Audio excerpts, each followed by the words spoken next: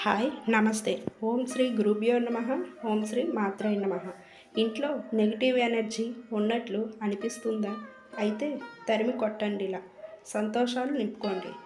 ప్రతి ఒక్కరూ సుఖ సంతోషాలతో ఉండాలని అనుకుంటారు. తల్లిదండ్రులు, అన్నదమ్ములు, అక్క చెల్లెలు, భార్య, పిల్లలు ఇలా ఓ చక్కటి కుటుంబంతో ప్రశాంతత జీవితాన్ని గడపాలని కోరుకుంటారు.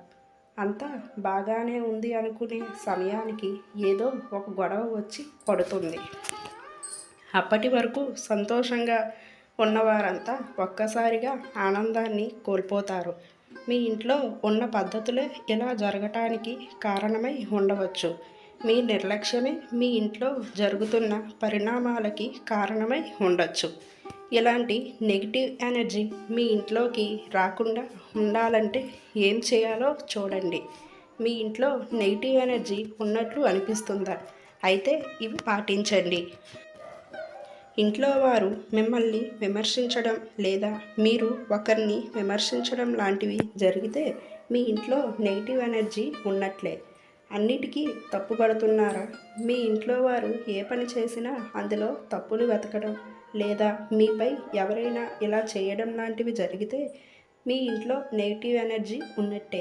తరచుగా ఎవరో ఒకరిపై చిన్న చిన్న వాటికి కంప్లైంట్ చేయడం లాంటివి జరిగితే మీ ఇంట్లో నెగిటివ్ ఎనర్జీ ఉన్నట్టే. మీ ఇంట్లో నెగిటివ్ ఎనర్జీ నిండటానికి కారణాలేంటో చూడండి. ఇంట్లో వస్తువులు కానీ బట్టలు కానీ ఎలా పడితే అలా వదిలేయకూడదు. వాటిని సక్రమంగా అమర్చుకోవాలి. ఇంటిని ఎల్లప్పుడూ శుభ్రంగా ఉంచుకోవాలి.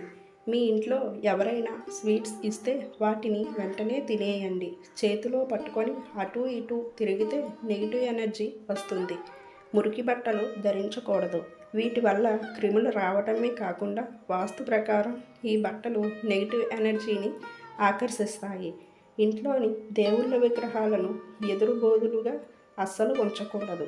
వీటిని ఎల్లప్పుడూ వేరువేరుగా ఉంచాలి. పక్కపక్కన పెట్టొచ్చు కానీ ఎదురుబొదురుగా పెడితే నెగిటివ్ ఎనర్జీ ఆకర్షిస్తాయి. నెగిటివ్ ఎనర్జీని ఎలా తరిమి కొట్టాలో చూడండి. ఓ గుప్పెడు రాయి ఉప్పు లేదా దొడ్డు ఉప్పుని అన్ని రూమ్ మూలల్లో పెట్టండి. 48 గంటల తర్వాత దాన్ని తీసేయండి. నెగిటివ్ ఎనర్జీ తరిమి కొట్టడంలో రాయి ఉప్పు బాగా పనిచేస్తుంది. కుదిరితే ఈ ఉప్పులో కాస్త కుంకుమ కలపండి. ఇంట్లో వస్తువులని పైపైన దులపడం కాకుండా పరిశుభ్రంగా ఉంచండి. మీ బెడ్షీట్స్, బ్లాంకెట్స్, కార్పెట్స్ ఇలా అన్నింటినీ కనీసం 2 వారాలకు ఒకసారైనా శుభ్రపరచుకోండి. పాత పుస్తకాలు, దుస్తులు లాంటివి ఉంచుకోకండి. కుదిరితే ఎవరికైనా దానం చేయండి. ఎంత తక్కువ వస్తువులు ఉంటే అంత పాజిటివ్ ఎనర్జీ ఉంటుంది. నిశ్శబ్దంగా ఉంటే చాలామందికి నచ్చుతుంది. కానీ అప్పుడప్పుడు ఫుల్ సౌండ్తో పాటలు వినడం లేదా సినిమా చూడటం లాంటివి చేస్తే నెగిటివ్ ఎనర్జీ అక్కడ నుండి పారిపోతుంది. తరచుగా మీ ఇంటి కిటికీలను తెరుస్తూ ఉండాలి. ఈగలు వస్తాయి, దోమలు వస్తాయి అని అలా చేయకుండా ఉండకండి. ఇంట్లోకి ఫ్రెష్ గాలి వస్తే దానితో పాటు పాజిటివ్ ఎనర్జీ కూడా వస్తుంది. మెడిటేషన్ చేస్తే కేవలం మన శరీరమే కాదు, మన ఆలోచనలు కూడా శుభ్రపడతాయి. దీంతో మీ ఇంటిపై కూడా మంచి ప్రభావం ఉంటుంది. ఇంట్లో సూర్యకాంతి పడే మంచి స్థలం చూసుకొని అక్కడ మెడిటేషన్ చేస్తే పాజిటివ్ ఎనర్జీ నిండుతుంది. ఇంట్లో అప్పుడప్పుడు సెంటెడ్ క్యాండిల్స్ వెలిగిస్తూ ఉండాలి. ఇది మీ ఇంట్లోకి పాజిటివ్ ఎనర్జీని ఆహ్వానిస్తుంది. మీ ఇంట్లో ఉన్నవారు ఫర్నిచర్ ఎల్లప్పుడూ ఒకే దగ్గర పెట్టకుండా వీలైతే మరొక చోటికి మార్చండి. సోఫాలపైన ఉన్న క్లాత్ని కూడా శుభ్రంగా ఉంచుకోవాలి. హాల్లో ఇండోర్ ప్లాంట్స్ పెట్టుకుంటే ఇల్లంతా ఫ్రెష్గా అనిపిస్తుంది. ఇంట్లో చెట్లని చూస్తే మీ ఆలోచనలు కూడా ఫ్రెష్గా ఉంటాయి. ఇంట్లో అక్కడక్కడ వెల్లుల్లి రెమ్మలను తగిలించండి.